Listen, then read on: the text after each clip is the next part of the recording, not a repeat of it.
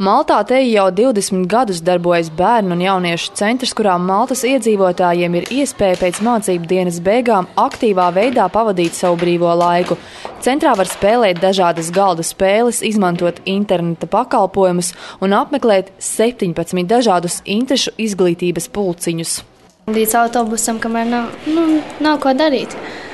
Un eju uz floristiku, lai būtu ko darīt. Ja šobrīd tu veido rotas, vai tas ir interesanti? Jā, rotas ir ļoti interesanti darināt, un kad satais, un tad var arī pašam nesāt. Un ļoti skaisti sanāk. Cik bieži tu nāc uz šiem te interešu pulciņiem? Gandrīz katru dienu, izņemot piekdienu. Ko tu apmeklēji?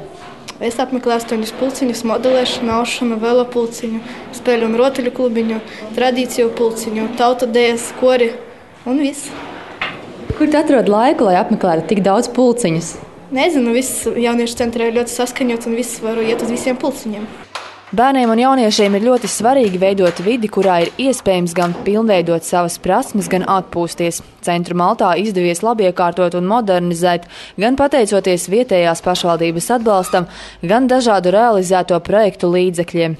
Pateicoties jauno ģimeņu biedrībai Hestija, tika realizēts projekts brīvā laika centra izveide bērniem un jauniešiem Maltas pagastā.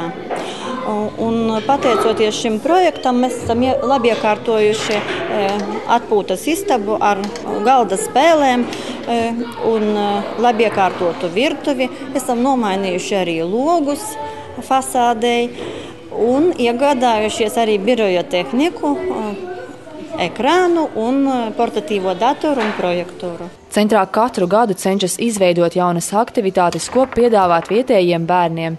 Bērni strādā, labprāt strādā. Es ar savām meitenēm lepojos tiešām, jo viņas atskrien arī papildus pie manīm un labprāt strādā. Bet ar interesēm tāpat kā ar laiku tās mainās un mainās auditorija un intereses arī un jāseko mūsdienu arī pieprasījumam.